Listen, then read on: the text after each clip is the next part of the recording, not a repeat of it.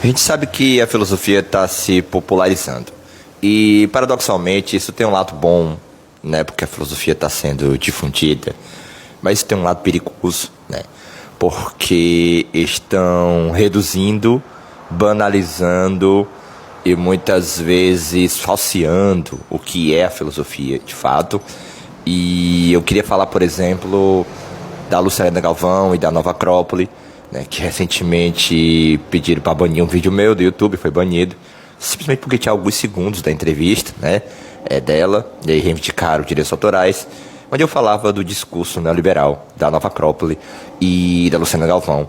E um quanto é perigoso, né, você achar que aquilo é filosofia, no sentido de dizer o seguinte: filosofia é isso aqui, filosofia é a maneira clássica é isso aqui.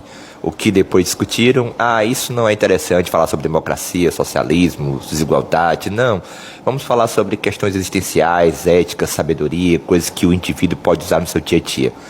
Isso não é que está falso, mas isso é um reducionismo muito barato da potência da filosofia.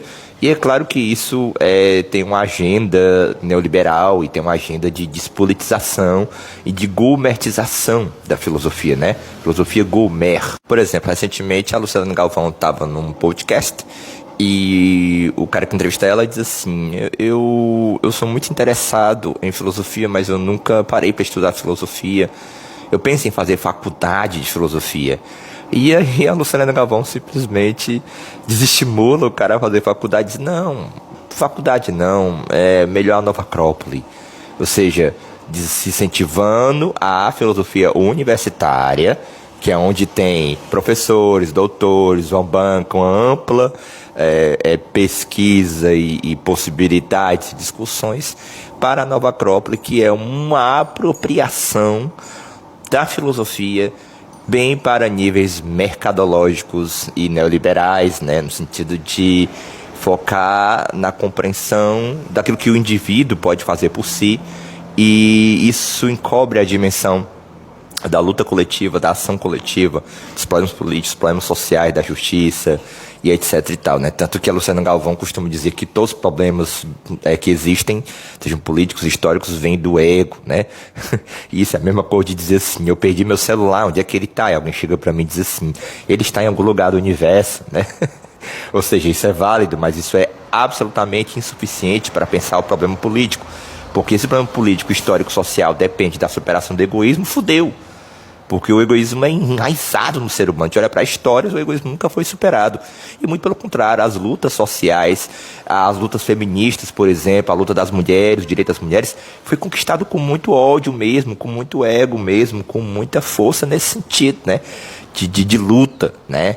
Não foi na força da transcendência do ego e de vamos todos fazer e vamos libertar, não. A libertação dos escravos não foi feita porque a Europa transcendeu o ego, os dominadores tiveram pena. Não, foi muita luta, muito interesse envolvido, né? E esse é o problema desse tipo de apresentação da filosofia como simplesmente uma contemplação da sabedoria existencial. Isso é um reducionismo perigoso para o nosso mundo. Vocês conseguem entender isso? Para a nossa sociedade, para o tipo de mundo que nós vivemos hoje, que é da subjetividade neoliberal. Então esse tipo de discurso reforça a subjetividade neoliberal e por isso que ele ganha tanto destaque. Porque ele vai, vamos dizer assim, reforçando, vamos dizer assim, essas estruturas ideológicas do nosso mundo que impedem a ação coletiva e que impedem uma transformação social efetiva. Entenderam qual é o problema?